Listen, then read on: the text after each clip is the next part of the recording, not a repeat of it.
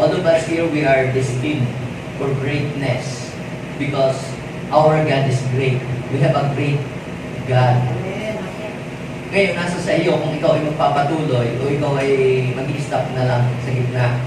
Yung iba ay hindi po nila narating yung destination po nila sapagkat ang iba ay hindi nagpatuloy. Ang iba po ay talaga tumalikod sa Panginoon. Ang iba po ay huminto. Pero great things belongs to those who will continue serving the Lord. Amen? At itong mga bagay na ito, sabi ng Bible, ay unti-unti ay ipaparanas ito sa atin ng Panginoon. Bakit po unti-unti? Because God wants us to make our faith become rooted. God wants our faith to become rooted. God wants us to learn something kapag ka po tayo ay dumadaan sa mga different trials and different testing ng ating buhay. So, ngayon mga kapatid, ang pamagat ng mensahe na ang iiwanan sa atin, ito yung last Sunday of the month. Sabihin mo nga sa iyong katabi, God can turn the small into great. Yeah. If God can turn water into wine, God can also turn the small into great. If God can turn the bitter water into sweet, God can also turn the small into great. Do you believe that? If God can multiply the 5 breads and 2 fish, God can also turn the small into great. So, pag-usapan po natin naman ang buhay po ni Jacob, how Jacob experienced great things from the Lord. Ito ay makikita po natin sa Genesis chapter 32 verse 10. Genesis chapter 32 verse 10. Basahin po natin. 1, 2, 3, go. Hindi po ako karapat-dapat sa lahat ng kagandahang loob ninyo sa akin. Nang tumawid po ako sa Jordan, wala akong dala, kundi tungkod. Ngunit ngayon sa aking pagbabalik, 2 pangkat na ang aking kasama. Para ba nang itong si Jacob nag-abroad yata. Na umalis na walang dala, wala nga maleta tungkod lang. Pero pag balik niya, after many years, hindi overnight na nangyari yun. Pagbalik niya, sabi niya ay, Lord, hindi po ako karapat-dapat sa kagandahang loob ninyo sa akin. Kasi natin dito, mga kapatid, dati si Jacob ay walang-wala rin. Ibig sabihin ay hindi naman siya angat ang buhay. Hindi naman po siya mayaman. Hindi naman successful ang buhay niya. Ano po ba ang buhay ni Jacob dati? Noong siya po ay nakatira pa sa puder ng kanyang tatay kasama ang kanyang kapatid. Sila po ay lagi pong nag-aaway magkapatid. Laging silang nagkakaroon po ng kiskisang magkapatid. Agawan sa mga blessing, kung kanino mapupunta ang blessing. Itong si Jacob, minsan ay tuso din. Para makuha niya yung gusto niya, dadayain niya ang kanyang kapatid. Kaya nga daw po ang pangalan niya ay Jacob. Ang ibig sabihin ay he deceives. Ngayon, ang pinakamatinding problema po na nangyari sa bahay po nila ay noong yung tatay niya na si Isaac, magbabasbas, i-release niya na ang kanyang pagpapala sa nakakatandang kapatid. Kambal po sila magkapatid, kapatid niya si Esau. Pinarinig ng kanyang nanay. Yung kanyang nanay, siya po ang may pakulo na para linlangin ang kanyang tatay kasi malabo na ang mata Pinarinig niya na kailangang ihuli daw ng pagkain na paborito na usa na ipagluto yung tatay at pagkatapos matapos na ipagluto pag nakakain ibabasbasan. So ang ginawa po ni Jacob, hindi si Jacob ang may pakulo nun yung nanay, in-intercept yung blessing.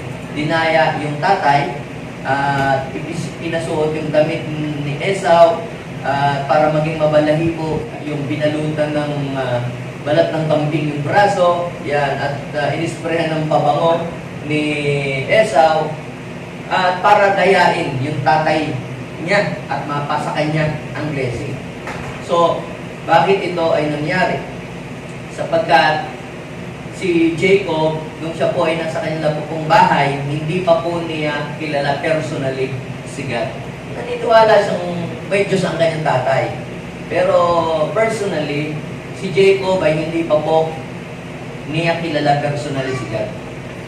So, hindi naging maganda ang resulta po nung nag-away po sila magkapatid at pinagbantaan ng kanyang kuya na siya ay papatayin pagka namatay ang kanyang ama. So, ayaw naman po ng kanyang ina na pareho silang mapahamak. Kaya ang ginawa po ng ina ni Jacob ay para ang kanyang pong ama ay payagan si Jacob na umalis. Kaya sabi niya, nako, ayaw kong mapangasawa ng aking anak. Ang mga Kananeya, sakit na ng loob ko sa mga yan, mga matitigas ang ulo, mga pasaway. Pag si Jacob ang napangasawa niya, Kananeya din, nako, baka ikaw matay ko na. Kaya tinawag ni Isaac, ang kanyang pong anak, na si Jacob, at sabi, ay pumunta ka doon sa Mesopotamia at doon ka humanap ng mapapangasawa doon sa kalahi natin. Kaya binasbasan po siya ni Isaac at pagkatapos mong basbasan ay di umiwalay na si Jacob. Doon nag-start ang kanyang journey, mga kapatid. Na nung pong si Jacob ay nasa kanya pong bahay, hindi pa niya kayang tumayo sa kanyang sarili. Siya ay nakadepende sa kanyang mga magulang, nakadepende sa kanyang ama at saka sa kanyang ina. Pero nagsimula po na siya ay mamuhay ng sarili at patunayan niya na siya pala ay pwede rin maging matagumpay noong siya po ay umalis sa kanyang pong tahanan. At bakit itong si Jacob na-experience niya ang great blessing? Bakit niya na-experience ang great success? At bakit na-experience ni Jacob ang great abundance? Sapagkat nung umalis sila sa kanila, hindi naman siya binigyan ng kanyang ama ng pera. Buti sana kung binamanahan siya ng yaman. Hindi naman eh. Nung umalis po siya sa kanila, ang dala lang niya ay ang basbas ng kanyang magulang na pagpapalain ang buhay mo sa iyong pagpapamilya, uunlad ka, yayaman ka, gaganda ang buhay mo, magiging successful ka. Yun lang. Wala namang bank account o ATM card na ipinadala.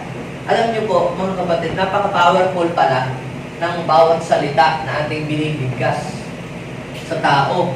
Kung ikaw ay magulang sa iyong anak, very powerful yung bawat salita na sasabihin mo. Mas higit pa po yun sa ginto at pilak na ipinamana mo sa kanya. Dahil ang words po, lalo na ng mga magulang, ay meron pong power. Pansinin niyo to, hindi pinamanahan si Jacob ng kanyang tatay ng material. Sinabihan lamang na siya'y pagpapalain, magbubukas ang langit sa kanya, gagabayan siya ng Diyos. At alam niyo po, nagkaroon nga po ng manifestation. Kaya sabihin ko sa iyong katabi, there is power in your words. Kaya mga magulang, kung kayo po ay parents, you must be very careful sa mga words na sasabihin po ninyo sa inyong mga anak. Huwag po natin sabihin sa mga, ay wala kang mararating, ganyan ka na. Huwag po natin sasabihin gano'n. Dahil yun nga po ang mangyayari. Tigas-tigas ang ulo mo. Wala kang silbi. Yan. At bawat sinasabi nating salita, hindi man agad ito mangyari agad. But in the future, pwedeng ito po ay maganap sa kanyang buhay. Kaya kita nyo po, ang mga tao po noon, mga sinaunang tao noon, ang kanila pong dinidesire, yung basbasan sila ng magulang nila. Yung may sabihin, magwika, magdeklara ng blessing.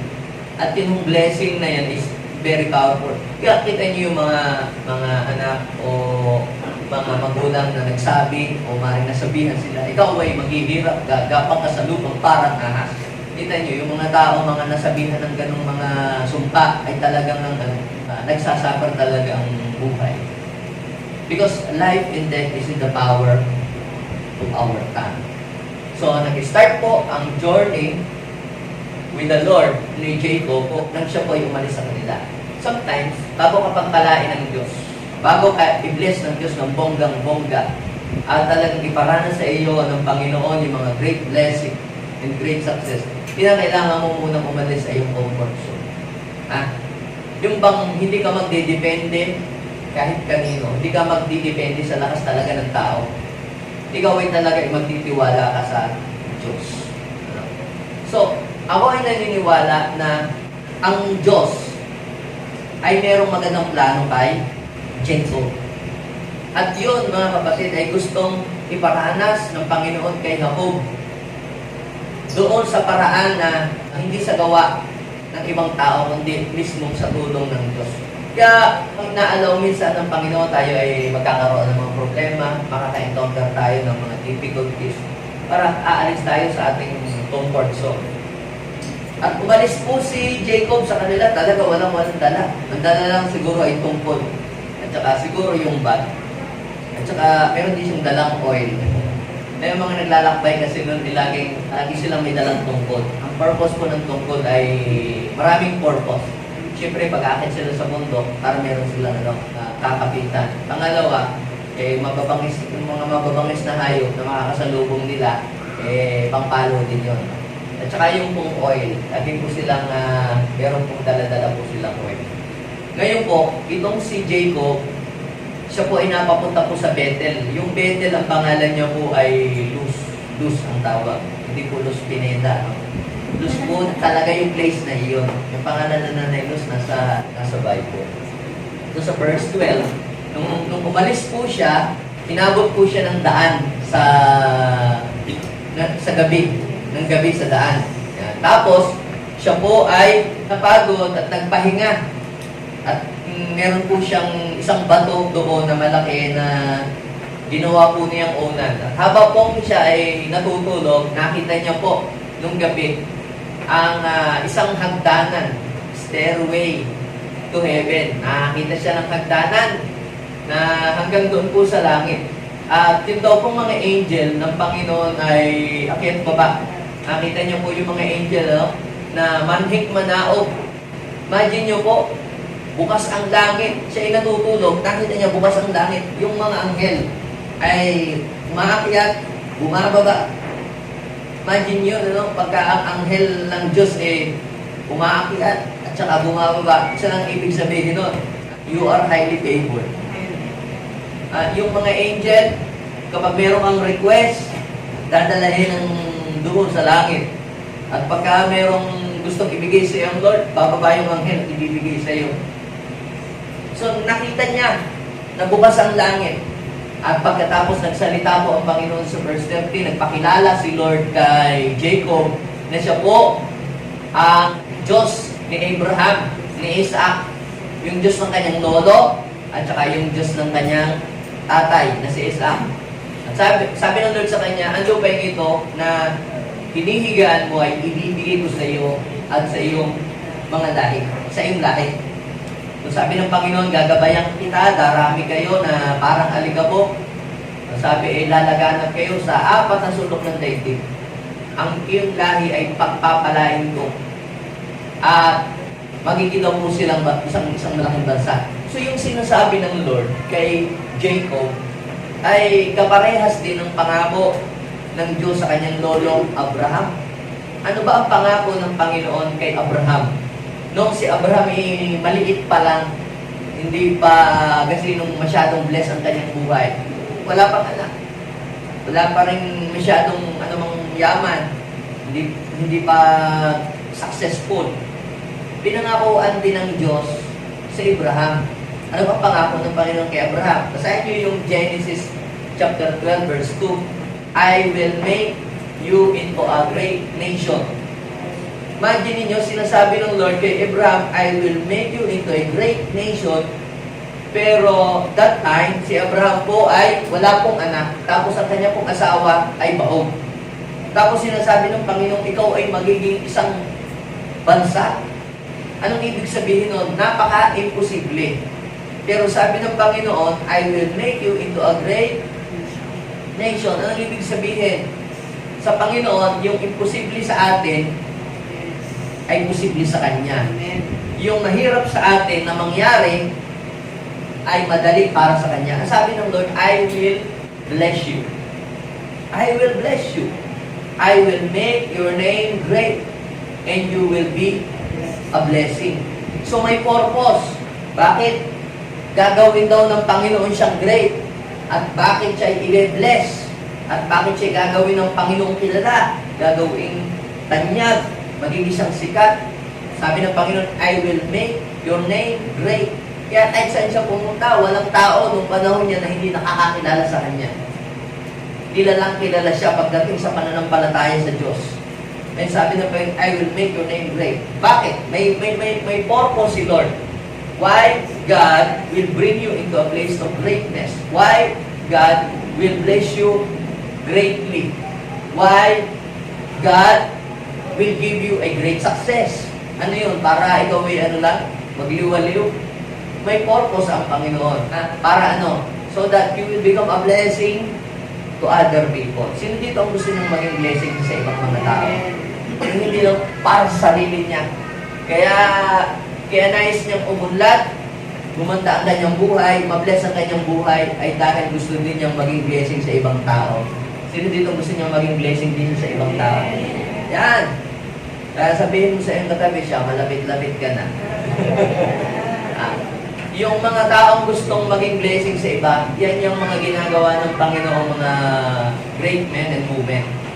Now, ngayon, ang nangyari, pagkatapos po ng encounter na yun, na-encounter talaga niya si Lord, nakilala niya. Hindi naman niya dati kilala si Lord eh. Kaya pag-iisip niya, sabi niya, nakakapangilabot ang lugar na ito. Nandito pala si Lord. Nandito pala ang pintuan ng langit. Sabi niya, nung magising siya, hindi ko alam, narito pala si Yahweh. Nakakakilabot ang lugar na ito. Tiyak na ito ang tahanan ng Diyos at ang pintuan ng kalangitan. Alam niyo po, mga kapatid, yung karanasang yun na naranasan ni Jacob during the time ang nag-transform sa kanyang buhay. Na-transform po ang kanyang buhay dahil po doon sa karanasang yun. Dahil po doon sa kanyang encounter na yun kay Lord. At tinawag niya po ang place na yun from dati Luz, ang tawag po ay naging pong Bethel. Kaya pag sinabi pong Beth, it means house. Nagsabi niyang Bethel, meeting place. Ibig sabihin ay nakatagpo niya ang Diyos sa lugar po na iyon. Kaya tinawag niyang Bethel ang lugar na yun. It means the house of God. It means meeting place. Kumuha po siya ng langis. May dala-dala kasi siyang langis eh. Tapos yung kanyang inunan, meron siyang inunan na hindi po pillow. Isang bato, matigas na kanyang inunan. Tapos, kumuha siya ng langis. Pagkatapos, yun po ay kanyang inanoy. At mula nung oras na yun, ay tinawag na ang place na yun na Bethel. Yan. Kaya mga kapatid, doon nagsimula na magkaroon ng transformation sa buhay ni Jacob. Doon po nagsimula na si Jacob ay mabago ang takbo ng kanyang buhay. Paano mo po nasabi? Noong pong si Jacob ay nasa kanya pong bahay, nandun sa puder pa ng kanyang nanay, para makuha niya ang isang bagay na gusto niya, kinakailangan niyang mandaya, kailangan niyang manloko, kailangan niyang lukuhin ang kanyang kapatid, kailangan gamitan niya ng katusuhan para lamang mapasa kanya yung isang bagay na gusto niya. Marami po na yung mahilig manggancho ba? Para mapasa kanya ang isang bagay na gusto niyang matanggap ay siya'y manluloko o magbubudol o kung ano mangrarakit. Mang-i-scam. Pero si Jacob, na-encounter niya si Lord at nagkaroon ng transformation. And because of the transformation, na iba ang takbo po ng kanyang buhay, siya po ay nagsimula na mabuhay na marangal, magtrabaho ng marangal, kumilos ng marangal at nakakalugod sa Panginoon. The greatest thing in all our lives is knowing Him. Pwede kang sabihin natin, the greatest thing in all my life is knowing You. Hindi yung dumami ang pera mo, dumami ang ari-arian mo, lumaki ang iyong mga lupain, maging sikat ka, maging tanyag ka. Hindi yun eh. Kundi ang makilala mo ang Diyos na lumikha sa iyo. Makilala mo siya bilang iyong Panginoon at sarili mong tagapagligtas. Dahil hindi naman tayo maiiligtas ng ating kasikatan eh. Hindi naman tayo maiiligtas ng kayamanan nating material. Yes, kailangan natin yan habang nabubuhay tayo dito sa mundo. Eh ano kung sikat ka? Ano kung ikaw mayaman? Ano kung nasa iyong lahat ng ari-ari na bibili mo ang gusto mo? Pero kung hindi mo nakikilala ang Diyos, your life is still empty. Pwedeng maging empty pa rin ang iyong buhay. Kaya ang dami pong mga tao na sila po ay sikat o kilalang kilala sila sa lipunan, nasa kanila ang lahat. Pero ang kanila pong buhay ay empty. So ang gusto ng Panginoon na kung meron man tayong great things na maranasan sa buhay natin, ayun ay yung makilala natin siya. Makilala natin yung great God. So, yan ang starting point ng greatness. Pwedeng ikaw ay maging great kung ikaw ay aayon sa takbo ng mundo. Ang mundo, pwede ka nitong gawing great. Even the enemy, even Satan, can also make you a great person. Pero ang iyong kaluluwa at ang iyong buhay ay magiging kanya. Pero kapag nakilala mo naman ang Panginoon sa buhay mo, God can also make you a great person. Ngayon, ano yung nangyari? Paano nangyari kay Jacob? Yung great success. Paano niya na-experience ang great blessing and great abundance? So, right after ng kanyang encounter kay Lord, may tatlong bagay na ipinamalas si Jacob sa istorya. At tingnan natin paano niya naranasan yung greater thing sa buhay niya. At yung principle na yan, kapag in-apply natin sa ating buhay, alam niyo po, yung nangyari kay Jacob, pwede rin mangyari sa iyo. Kung paano tinransform ng Diyos ang buhay ni Jacob, kaya-kaya din ng Diyos na baguhin ang takbo ng iyong buhay. Naniniwala po ba kayo doon? Sabi Lord, kung ako'y umalis sa amin, tungkod lang ang aking dala. Pero ngayon, Panginoon, 2 pangkat na kami. Pero pansinin nyo angat na ang kanyang buhay, very successful, pero pansinin nyo, si Jacob po, mga kapatid, ay nananatiling humble. Nananatiling humble siya. Anong sabi niya? Tingnan niyo sa verse 10. Lord, hindi po ako karapat-dapat. Saan? Hindi po ako karapat-dapat sa lahat ng kagandahang loob ninyo sa akin. So, ibig sabihin, pag ikaw ay pinaangat ng Diyos ang buhay, i-bless ng Diyos ang iyong buhay, huwag mong iisipin, dahil ikaw ang pinakamabait sa inyong magkakapatid, o dahil ikaw ang pinakabanal, o dahil ikaw ang pinakamatinong tao. Hindi.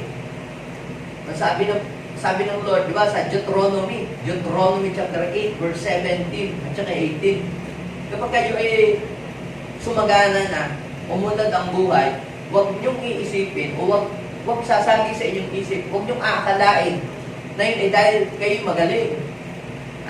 Dahil kayo mahusay, dumiskarte.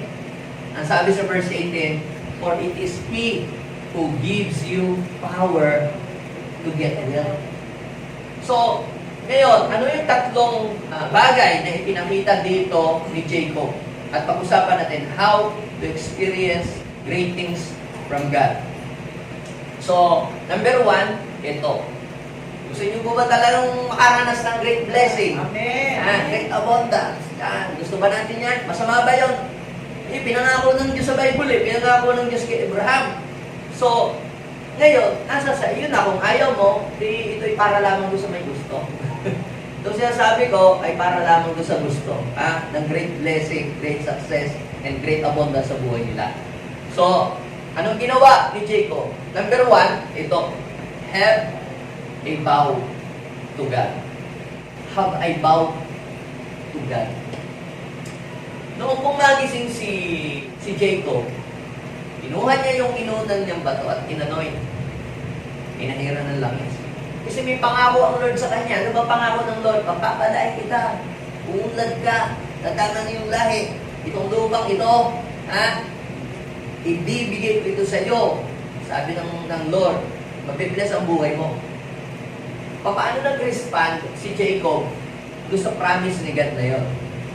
Lord, kung talagang totoo talaga yan, na sinabi mong yan, kung ikaw talaga yan, Lord, ang sabi niya, ganito, basahin ninyo yung Genesis, chapter 28, verse 18.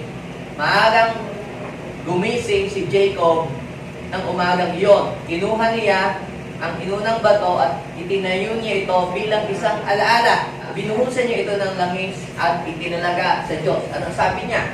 Ito, tinawag niya yung Bethel, o lugar tawag niyang Bethel, na dati ay tawag na Luz. Nangako si Jacob ng ganito. Gusto mo bang mabilis ang iyong buhay? Gusto mo bang umunlad? Kaya mo bang ipangako sa Diyos na pag ikaw ay maunlad na, hindi ka magyayabang? Hindi ka magmamalaki o hindi ka lalayo sa Kanya. Make a vow to the Lord. Nangako si Jacob ng ganito, O Yahweh, kung ako'y sasamahan ninyo. Anong unang-unang kondisyon na hiniling niya kay Lord? Yung siya'y sasamahan ng Panginoon.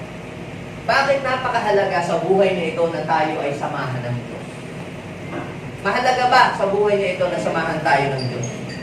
Dahil, tingnan niyo po, ang mga propeta, yung mga patriarch, yung mga men of God, sa kanila po ay napakahalaga ang pagsama ng Diyos.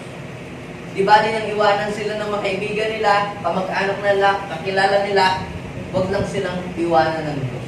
Kahit nga si Moses, sabi niya, Lord, if your presence does not go with us, Lord, we don't live in this place. Bakit po? Dahil ang Diyos, siya po ang tanging tagapagtanggol. Siya ang mag-iingat. Siya ang magpuprotekta sa iyo. Siya ang magpuprovide ng pangailangan mo pag kasama mo siya. Kapag kasama mo ang Diyos sa buhay mo, ikaw ay nakakahigit sa sino pa man. Dito ninyo, namupo ako, Lord, ng ganito, kung ako'y sasamahan ninyo at iingatan sa paglalakbay na ito, pakakainin at dadamitan. Ibig sabihin, Lord, kung ipuprovide niyo po ang lahat ng aking pangangailangan sa buhay at makakabalik ako muli sa bahay ng aking Ama, kayo po ang aking magiging Diyos. Kayo po ang aking magiging Diyos. Anong ibig kong sabihin? Matapos na siya'y mapagpala ng Diyos, ibabalik niya sa Diyos yung kapurihan. Marami po na i-bless sila, nag-pray sila kay God, pero nung sila'y na-bless na at naging maayos na ang buhay, nakalimutan niya na ang Diyos. Marami pong ganyan. Pero si Jacob, pag pinagpala siya ng Diyos, anong sabi? Lalo siyang magtitiwala, lalo siyang mananali, lalo siyang kakapit sa Panginoon. Yun dapat din tayo. At ano ba ang sabi niya? Sasambahin po kayo sa lugar na ito. Yun. Kaya sabihin mo sa iyong katabi, pag ikaw ay blessed na, una, hindi ka dapat nakakalimot sa Diyos. Parang ganito ang sinasabi niya, Lord, pag ako po ay na-bless, hindi po ako makakalimot sa inyo. Sasambahin ko po kayo, Lord. Pag ako po ay blessed na, mag-worship pa rin po ako sa inyo. Kaya po ba natin kaya yun? Kaya po ba natin? Kung ngayon pa lamang hindi na natin magagawa, mahihirapan tayo pagka umunlad ka na. Baka ikaw ay busy. Pastor, hindi ako makaka-attend kasi busy ako. Marami akong mga aaskasuhin. Marami akong pupuntahan. Okay? Yeah. So sabi niya, Lord, kung ako'y pagpapalain nyo, magiging Diyos ko po kayo. Tapos, sasambahin ko kayo. Yan ang sabi niya. Kung ibabalik po ko sa amin ng safe, sasambahin ko kayo sa lugar na ito, na pinagtayuan ko ng batong alaalang ito, at ibabalik ko sa inyo ang ika-10 bahagi ng lahat ng ipagkakaloob ninyo sa akin. So ano pong ibig sabihin yan? Siya po ay nagkaroon ng vow kay God. Ang tawag po dyan ay vow. Alam niyo po ba na kapag tayo po ay nagkaroon ng vow kay Lord, the Lord will take it seriously. Ibig sabihin, ito yung covenant mo sa Panginoon. Hindi ito isang joke. Si Lord, pag nagbigay ka ng vow sa Kanya, Lord, pag ako po ay nakakuha po ng visa, nakapag-abroad po ako, Lord, at ako po ay nakalusot sa immigration, di po ako nandinay. Lord, mag-aano po ako ng church na doon or whatever. O Lord, pag ako po ay nakapag-abroad, at kami pong buong pamilya, nag-migrate kami kung saan mang bansa, kung saan ba yun, New Zealand or Canada. Lord, ako po ay magbubukas ng gawain sa lugar na yun at ipakikilala kita doon sa mga tao na doon. Na ikaw ay totoong Diyos. Yan ay isang halimbawa ng vow. Alam niyo po ba yung vow ay ino-honor ng Diyos at yung vow ay powerful? Ginagawa po yan ng mga tao noon. At si Lord naman, pinatutunayan ng Diyos yung kanyang kapangyarihan. That there is power. Ino-honor ng Diyos yung vow ng mga tao na nakikipagkasundo sa Kanya. Katulad halimbawa po ni Hannah. Si Hannah po, wala pong anak. Siya po ay pinagtatawanan ng kanya pong mga kapakababaihan. Siyempre, baon po siya. Hindi po siya magkaanak. So, ano pong ginawa niya? Siya po ay nagpasok sa temple. Tapos siya po ay nagdasal. Ang sabi po niya, Lord, siya po ay nag-vow kay God. Sabi niya, Lord, pag ako po, binigyan niyo po ako ng isang anak na lalaki. Alam niyo po, Lord, ihahandog ko po siya sa inyo. Hindi ko po papaputol ang kanyang buhok. Siya po ay magse-serve sa inyo habang buhay. Alam niyo po, because of her vow, meron siyang vow kay Lord. Binigyan nga siya ng Lord ng anak. At anong ginawa niya pagkatapos? Ayan na. Tinupad niya yung kanyang vow. At alam niyo po, yung tinupad niya, inialay nga niya kay Lord, yung kanyang anak. Binigyan pa siya ng Panginoon ng 5 pang mga anak. So ano pong ibig sabihin nito? Pag ikaw ba ay may ipinag-pray kay God at hihingi sa Diyos na isang bagay, o dakilang bagay na gusto mong mangyari sa iyo, ang tanong ay, para saan mo yung gagamitin? Para saan? Bakit mo siya hinihingi? Bakit mo gusto magkamero ng isang bagay na hinihingi mo sa Diyos? Para saan? At kaya mo bang i-offer yun sa Panginoon, yung hinihingi yun? So, hindi po masama na magsabi kay Lord, na Lord, pag ako'y pinagpala mo, binigyan mo ko ng sasakyan, yung pong mga kapitbahay namin, ay papakasakayin ko at dadalahin ko doon sa church. Lord, pag ako po ay inyong bless, naging successful itong aking business na ito. Lord, yung pong children, ako yung magbibid ng mga children, tapos sila ay tuturuan ng salita ng Diyos. Come on, huwag kang matakot magbigay ng vow kay Lord, and the Lord will take it seriously. At yung hinihingi mo, ay Lord, i-grant yun ng Diyos. Bakit? Kasi meron kang purpose. Merong nakikita ng Diyos, sinasabi mo sa Panginoon, yung layunin mo, yung desire ng iyong puso. Yung sabi ng Bible, delight yourself in the Lord, and He will give you the desires of your heart. Ang tanong ay, ano ba ang desire ng puso mo? Tanungin mo ang iyong katabi. Ano ba ang desire ng puso mo? Do you want to experience great blessing from God? O, tanungin mo nga siya, do you want to experience great blessing from God? O, nang sabi niya, syempre, sino ba namang ayaw? O, another question. What will you do after you have received great blessing from God? Gusto mo nga magkaroon nito, pero pagkatapos kang bigyan ng Panginoon nito, anong gagawin mo? You must be willing to fulfill your vow to God. Kasi kung ikaw ay magbabaw kay Lord, pagkatapos ay hindi mo tutuparin, magagalit ang Diyos sa iyo. Yun. Pero, kapag ikaw ay nagkaroon ng vow kay Lord, tinupad ng Panginoon yung lahat ng mga conditions na yon, at yung vow mo ay pinulpil mo kay Lord, ginawa mo talaga, ang kasunod nun, lalo kang pagpapalain ng Diyos.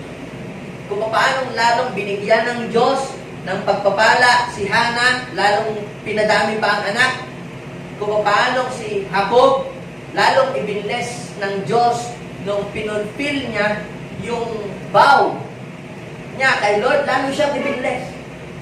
Kaya sabihin mo sa iyong katabi, pagka tinupad mo ang iyong vow kay Lord, lalo kanyang pagpapala. Yes. Ang Diyos po ni Jacob na nagpala sa kanya, ay yun din yung Diyos na magpapala sa iyo. Sabihin mo sa iyong katabi, yung Diyos ni Jacob na nagpala sa buhay niya, yun din yung Diyos na magpapala sa iyo. Pero huwag natin siyang lulukuhin. Yung iba po ay niluluko nila ang Diyos. Lord, alam niyo po, pag ako nakapasa po sa exam na ito, Lord, ako po'y magseserve sa inyo. Tapos hindi naman pala nagseserve. Niluluko mo si Lord. Huwag ganun, no? Siyempre si Lord, pinagpala ka, di mag-serve ka sa Kanya. Lord, kami po magseserve sa inyo. Yun, ganun pagka ikaw ay meron pang vow, meron pang hiningi. Meron po ba kayong mga matagal na ipinag-pray kay Lord na hanggang ngayon hindi pa nadating? Kung kayo po ay mag-create ng vow kay Lord, yung vow na kaya nyo talagang gawin. Yung vow na kaya nyo gawin. Huwag kayong magsabi ng vow kay Lord na hindi nyo kaya. Yung kaya ng inyong faith na gawin. At kapag kapoy na ginawa ninyo, sabi ng Bible, ipinakita sa atin, lalo pang mas higit na pagpapalain. Palakpak. Yan. So, ngayon po si Jacob, i-direct ng Lord doon sa kanya mismong pupuntahan. No? Mahirap pong hanapin, hindi pa po siya nakakarating doon sa place na yon, pero hindi siya nawala, hindi siya naligaw. Ginabayan talaga siya ng Panginoon doon sa kanyang destination na pupuntahan na lugar, na bahay. Dinirect talaga siya ng Lord. Alam niyo po, pagka kasama natin ang Panginoon, itadirect ka talaga ng Diyos sa tamang lugar. He will make a way for you.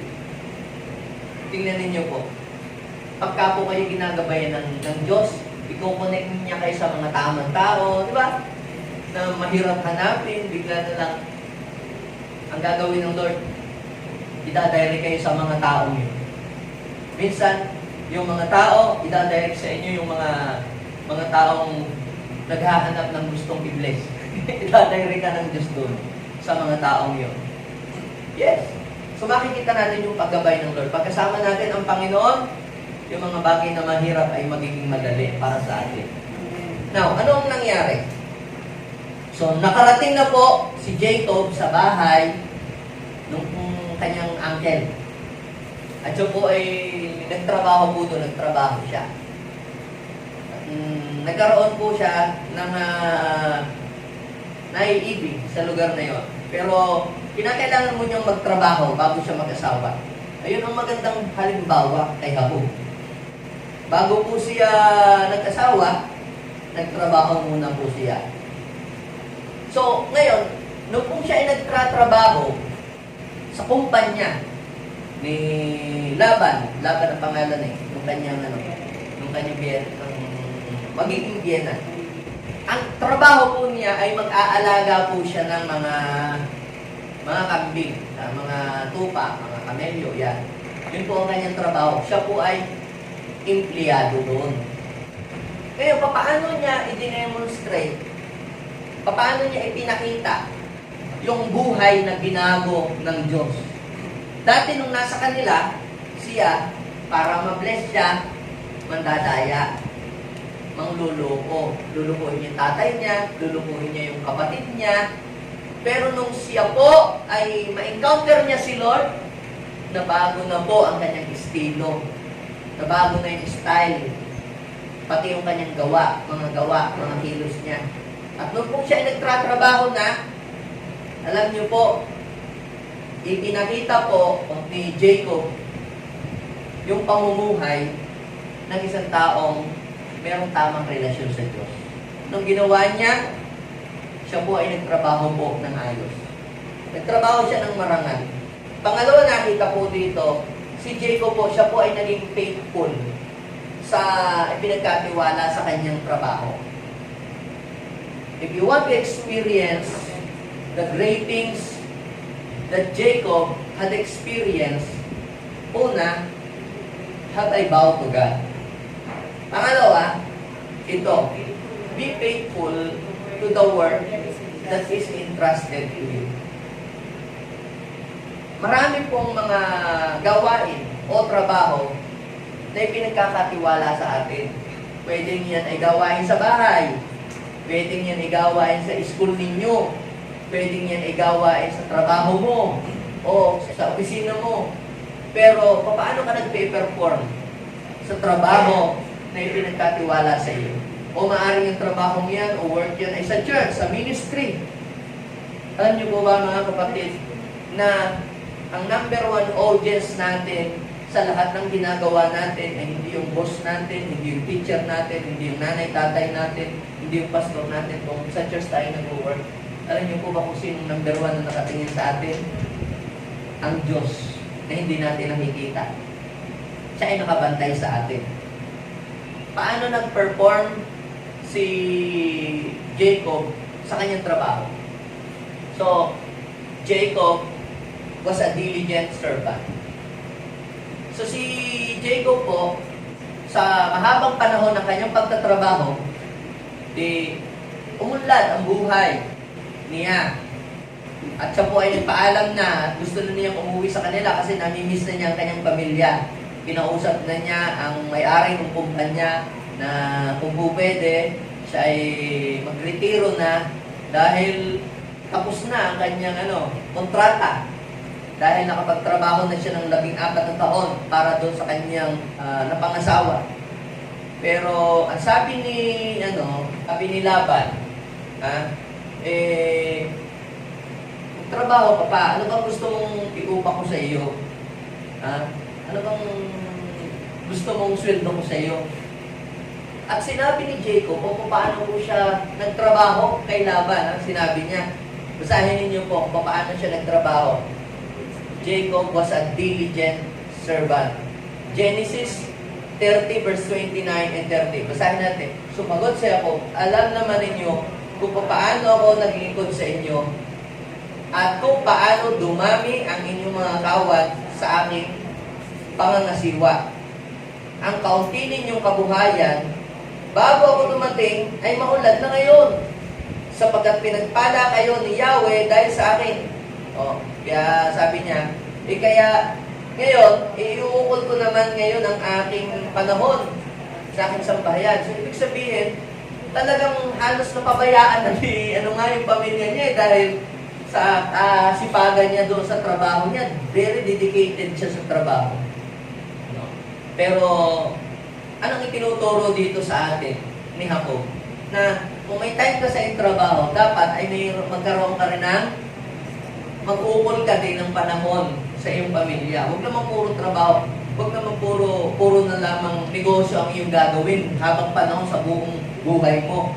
Kaya kahit sabihin natin, naging maunlad ka, materially, pero ang pamilya mo naman hiwa-hiwalay, ang pamilya mo naman ay sira, that is not a good success. Nakamtan mo nga yung mga bagay na yun, pero ang pinaka mahalagang blessing, mga kapatid, sa buhay na ito ay yung ang ating pamilya ay maging maayos.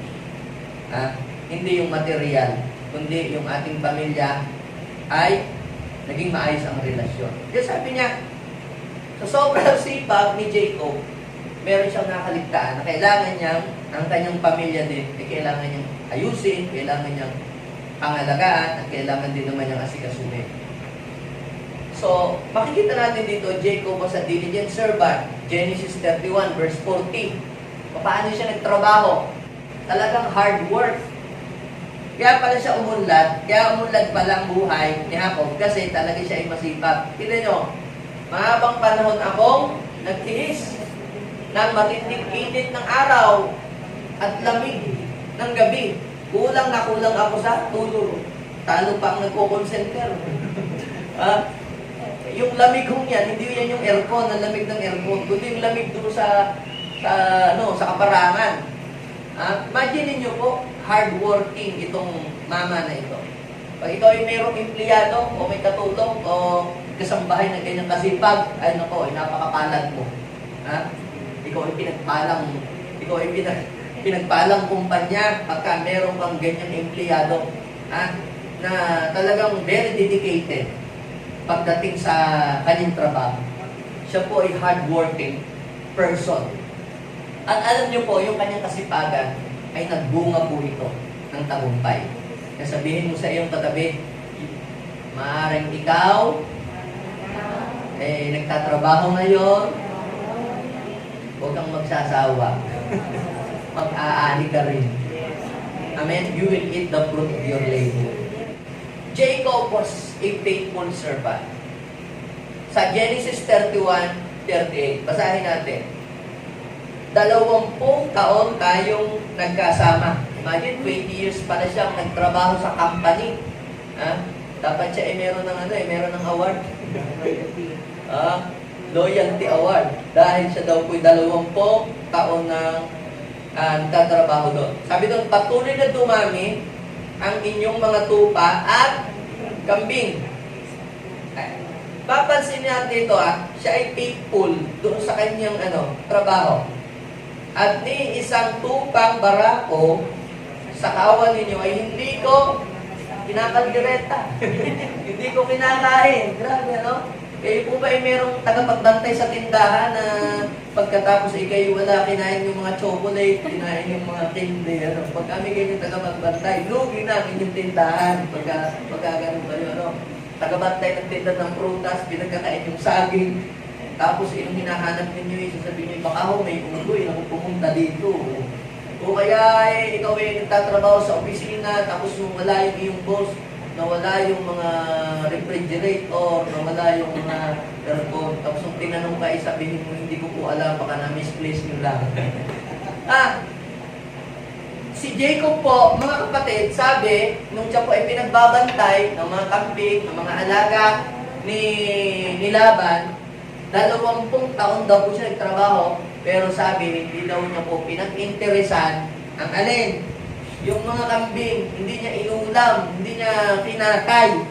Meron pa nga po ako nabasa sa Bible na story din niya, sabi niya, pagka meron daw pong sinisila ng mababangis na hayop, hindi niya pinaalam na.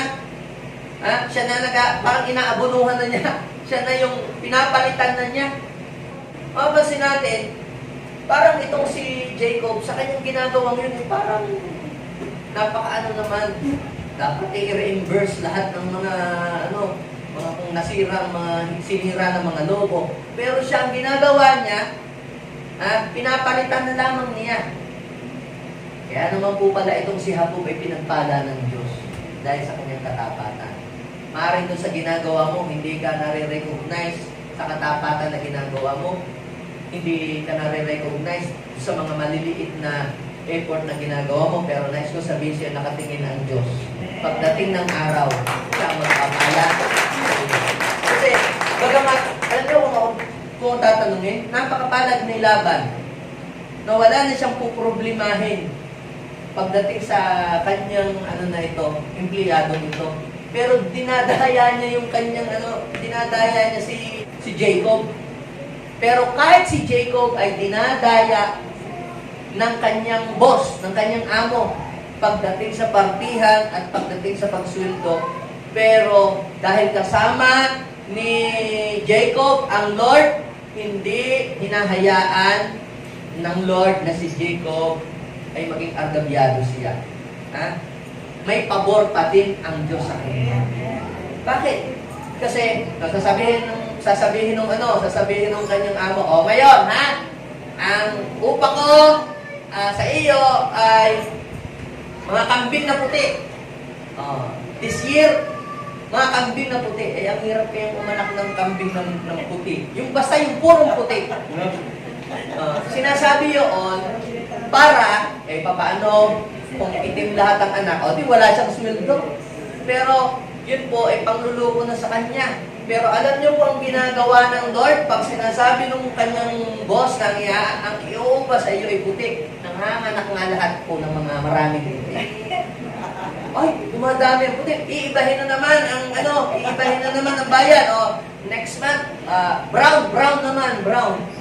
Nakita po ninyo, dinadaya siya. Pero si Lord, dahil kasama niya si Lord, pinaanak nga niya ang mga kambing ng kulay brown. So, maging tapat ka lamang sa iyong ginagawa. Bakit? Kung ang mga tao hindi napapansin yung iyong ginagawa, maaaring gumagawa ka ng mabuti pero masama pa rin yung ibinabalik sa iyo, ginaganti sa iyo. Huwag kang mag-alala dahil sa Diyos nang gagaling ang lahat ng blessing. Tingnan ninyo. Nakita ko doon sa Lucas chapter 16, verse 10 to 12. Basahin natin to.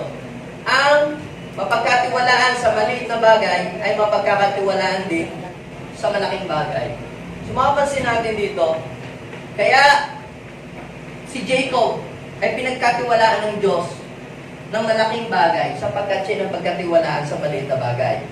Sabi doon, ang mandaraya sa maliit na bagay ay mandaraya rin sa malaking bagay.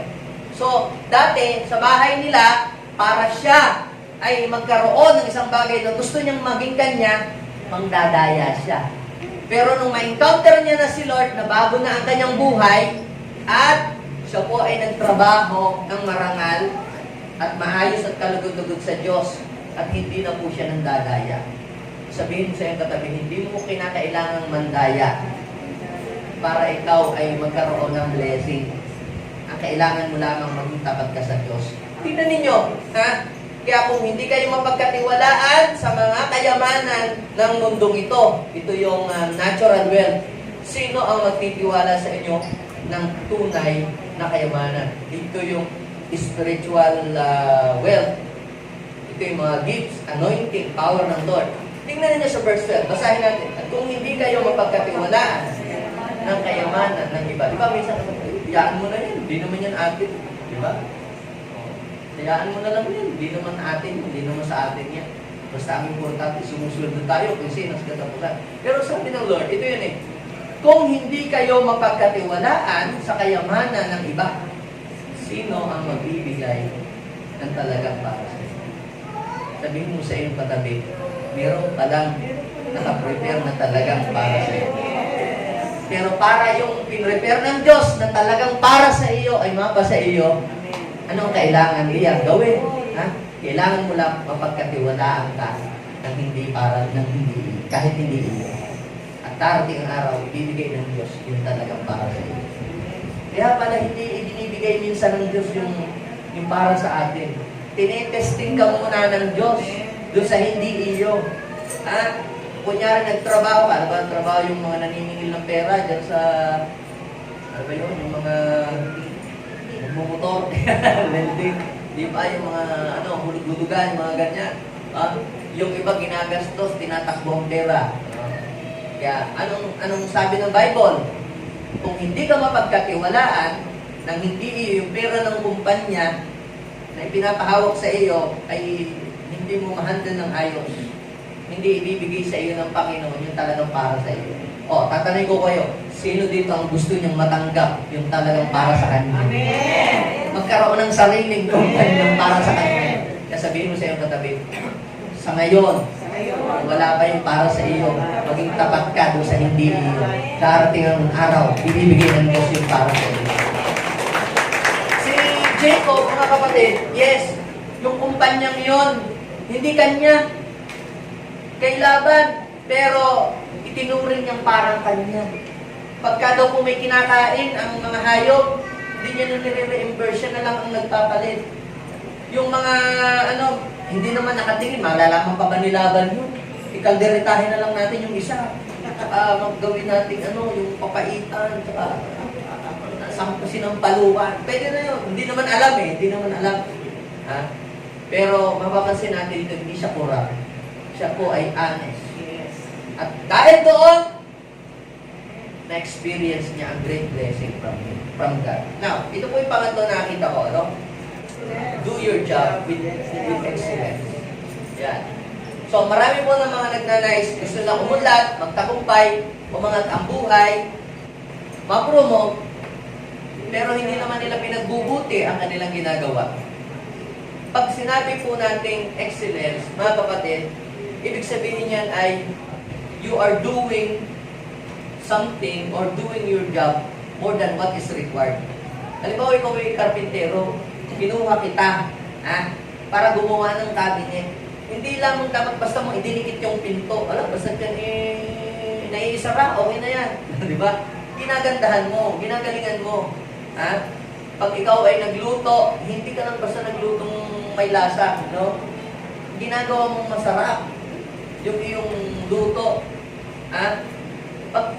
Pag ikaw ay naglinis ng bahay, hindi ka lang basta naglinis, no? Inayos mo, no? Pag ikaw ay pinagtimpla ng kape, hindi lang basta mo inilagay sa baso. Kumanap ka ng magandang tasa, pagkatapos nilagyan mo pa ng design na parang may bulaklak. Pag sinabing excellence, it means you are doing more than what is required. An excellent person possesses God's wisdom in his life. Pansinin ninyo, ano ang nakita natin? Bakit dumami ng dumami ang mga tupa at mga alagang kambing ni Jacob? Basahin natin yung Genesis chapter 30 verse 37 to 43. Okay, ganito ang ginawa niya. Ang sabi po ni Jacob, ganito ang kanyang request. Hindi niyo na po ako uupahan. Ganito na lamang po. Ang iuupan niyo na lang sa akin, kapag yung may nanganak ng batik-batik, parang Dalmatian, ganyan.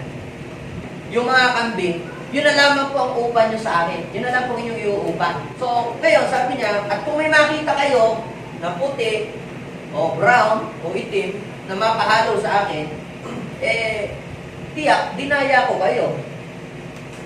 Kaya ang para sa akin lang, yung mga batik-batik, yung mga, may Pagkasabi pong ganon ni Jacob, na yun yung magiging upa niya, alam yung ginawa na naman nung kanyang employer, lahat ng kambing na mayroong batik, lahat ng kambing na mayroong ibinukod niyang lahat.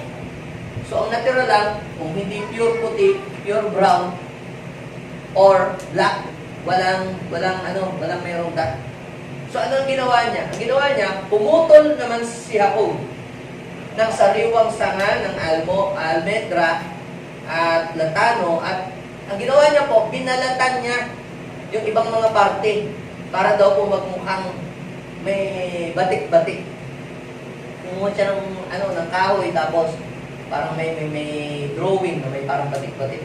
Tapos ang ginagawa po niya, kapag po yung mga hayop ay iinom, inilalagay niya po doon sa painuman yung kahoy na may batik-batik na kahoy.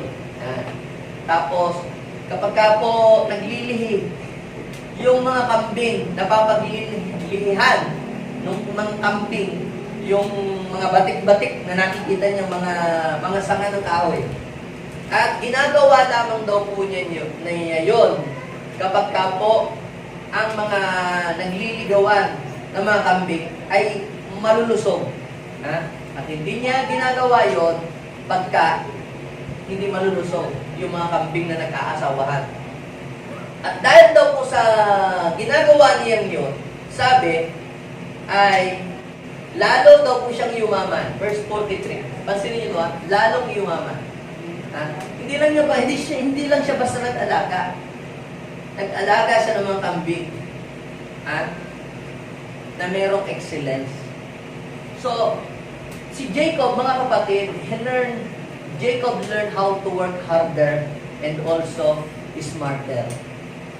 Kita nyo, paano dumali? Dati nun, talagang mano-mano niyang pinapadami ang mga kambing. Ngayon, nagkaroon siya ng idea na madali, at yun ay ini-reveal ng Diyos sa kanya. Binigyan siya ng Diyos ng wisdom. Kaya ang prayer ko ngayon, para mapadali ang inyong mga trabaho at mag-multiply ng mabilis, i-reveal ng Diyos sa ating lahat kung paano. Ni-reveal ng Diyos sa Kanya. Ni-reveal, di ba? At ang sabi, Kaya't lalong yumaman si Jacob at lumaki ang kanyang kawan at dumami ang kanyang mga alipin at mga kamelyo at aso. Ano pong ibig ko sabihin? Ilalagay ng Diyos sa inyong isip at sa inyong puso ang tamang paraan, tamang diskarte kung paano papalaguin ang inyong negosyo. Kung paano binigyan ng Diyos ng wisdom si Jacob, yun din na mga nananampalataya dito sa Diyos ni Jacob, bibigyan ka din ng Diyos ng kaalaman. Ng karunungan, paano mo papadaminin ang iyong mga negosyo. Paano mo papaunladin ang iyong kabuhayan. Ako naman, sa aking sarili, i-reveal naman ng Panginoon sa akin, paano papadaminin ang mga churches. Si Jacob, nireveal ng Diyos sa kanya, paano papadamihin ang kanyang mga tupang inaalagaan. At ngayon naman, kayo na mga nagninegosyo, i-reveal din naman sa inyo ng Diyos, paano papadamihin ang inyong mga kliyente, paano kayo makakakuha ng maraming kliyente, maraming mga customer. Kaya bang gawin ng Diyos yun? Amen. Sabihin mo sa iyong katabi, kapag kasama mo ang Diyos, walang imposible. Lahat ay imposible. Amen? Are you ready to experience great things from the Lord? Now, before I end, ano ang lesson na matututuhan natin dito sa buhay ni Jacob? Na kapag kasama mo ang Panginoon, yung mga bagay na imposible ay posible. Kapag kasama mo ang Panginoon, siya ang mag-guide at siya ang magdadirect sa iyo. Kapag kasama mo ang Panginoon, maaaring ikaw man ngayon ay walang-wala, maaaring ikaw man ngayon ay kapos. Genesis chapter 32 verse 10, ano po ang sabi? Nang tumawid ako sa Jordan, wala akong dala kundi tungkod, ngunit ngayon, sa aking pagbabalik, ay dalawa makangkat na. God can turn small things into great. Now, before I end, gusto ko pong iwanan ito sa ating lahat. Yung Colossians chapter 3, verse 23 and 24. Let us read. Sabay-sabay. In all the work you are doing. Sabihin mo ng personal sa iyong katabi. Yan. Kapatid, sister, brother. Ito lang ang masasabi ko sa iyo. In all the work you are doing. Ano bang ginagawa mo? Yan, may trabaho sa bahay, sa opisina. In all the work you are doing, work the best. Okay? Work the best. Okay? Sabihin mo sa iyong katabi, work the best. Huwag basta-bastahin lang. Be excellent. Huwag mong basta-bastahin. Bakit? Work as if you are doing it for the Lord. Kahit yung trabahan mo, meron kang amo. Pero isipin mo, ginagawa mo yun. Hindi para sa kanya, ginagawa mo yun para kay Lord. Work as if you are doing it for the Lord. Not for people. Ito in verse 24. Remember, you will receive your reward from the Lord. Which He promised to His people. You are serving the Lord. Ano pa ka natin? Father, thank you so much, oh God. Help us, oh God, to do our best na lahat ng ginagawa namin dito, Panginoon, sa lupa, Panginoon, sa church man ito o sa secular, Lord, ito ay ginagawa namin para sa inyo. At naniniwala kami, Lord, ikaw na Diyos na nakatingin, oh God, ang siyang magbibigay ng ganti sa lahat ng aming mga ginagawa. Yes, kapatid, hindi napapansin ng ibang tao yung iyong effort, yung iyong katapatan sa trabaho, hindi nakikita ng iyong boss, yung iyong katapatan, yung iyong kasipagan, hindi nakikita ng iba, o hindi nakikita ng pastor, o hindi nakikita ng nanay mo, yung iyong kasipagan. Minsan ang nakikita lang yung mali, minsan ang nakikita lang yung mga kapalpakan mo, pero yung mga maraming mga magaganda hindi nakikita. Huwag kang mag-alala, may Diyos na nakatingin. At siya ang magbibigay ng ganti sa lahat ng ginagawa mong mabuti na hindi nakikita ng iba. Yes, Lord, I pray right now. Patuloy ka pong kumilos sa buhay ng bawat sa amin. Kung meron po ditong nadi-discourage sa kanilang negosyo dahil hindi pa po agad, Panginoon, ito nagkakaroon ng great result, Lord, bigyan niyo po sila, Panginoon, ng patience. I-reveal niyo po sa bawat isa sa amin, Panginoon, paano namin papalakihin yung mga small things na meron kami ngayon. Lord, kung paano nag-reveal ka kay Jacob at nagbigay ka ng wisdom, paano i-multiply, Panginoon, O God, ang kakaunting mga alaga niyang mga tupa at mga kambing. Gayon din, Panginoon, mag-reveal ka sa iyong mga anak. How to multiply, O God, the small things that we have, Lord. I-reveal mo po sa amin. Give us a wisdom. Help us to multiply what we have, O God. Give us a divine wisdom. Guide us, O Lord. Samahan niyo po kami, Panginoon. At Lord, Panginoon, yung lahat ng mga pagpapala, Panginoon, na aming matatanggap, ibabalik namin sa iyo ang papuri ng lahat. Ng pasasalamat, ibibigay namin sa inyo, Panginoon. Lord, na hindi kami tatalikod, hindi kami lalayo, kami magse-serve pa rin. Kahit, Panginoon, kami, Panginoon, ay pagpalain mo. Kahit kami magtagumpay sa mundong ito. Kahit kami, Panginoon, ay paunladin mo ang buhay. Lord, patuloy pa rin kaming maglilingkod. Dahil alam namin, Panginoon, na ang lahat ng bagay ay galing sa iyo at ikaw ang pinagmumulan. Maraming salamat. Bless these people, O God. Hallelujah. God, mula sa oras na ito, idinideklara ko, Panginoon, that great things will happen to your people, Panginoon. Lord, yung mga pinakamahihirap na tao na dumadalo dito, kaya mong paunladin ang kanilang buhay. Yung mga taong nagsusumikap sa kanilang trabaho, yung mga taong nagsisikap sa kanilang mga negosyo para ito'y mapaunlad. Lord, samahan niyo po sila, Panginoon. Kayo ang maluwalhati, kayo ang madakila, kayo ang maparangalan sa mga trabaho nila, sa mga negosyo nila, Panginoon. Yes, O God, pagpalain mong lubos ang iyong mga anak. At hindi namin pinapayagan ang kahirapan, hindi namin pinapayagan ang bankruptcy, hindi namin pinapayagan ang anumang gawa ng diablo na nakawin ang lahat ng mga blessing na yan na ipinangako ng Diyos. Protect, O God, all the blessings, O God, that we have. Thank you so much. In Jesus' name. Pwede ba tayo mag-pray? Sabihin natin ito na nagagaling sa ating puso. Panginoong Jesus, nais ko po na lubusan kang makilala. Hinihiling ko po na patuloy kang maghari sa aming buhay. Tulungan niyo po ako, Panginoon, sa aking journey sa mundong ito.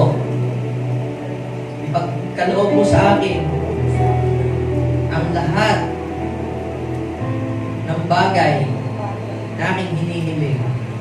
At Panginoon, ako po ay patuloy na maglilingkod sa inyo at susunod sa inyong kalooban. Maraming salamat po. In Jesus' name. Amen. Ako na lang magpe-pray. Lord, bless these people. Tulungan niyo po na lalo pong mainlove ang inyong mga anak sa inyo. Tulungan niyo po na patuloy silang lumakad sa inyong pong kalooban. At dinideklara ko, Panginoon, kung paano nagbukas ang kalangitan. Lord, kay Jacob. Lord, gayon din mabuksan ang kalangitan sa lahat ng mga JA1 people.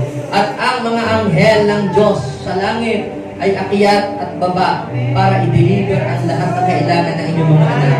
Ang mga anghel ang magpuprotect sa kanilang buhay. In Jesus' name. In Jesus' name. Hindi kami pagkukulangin, bagkus Lord, kami magiging blessing sa maraming tao. In Jesus' name, Amen.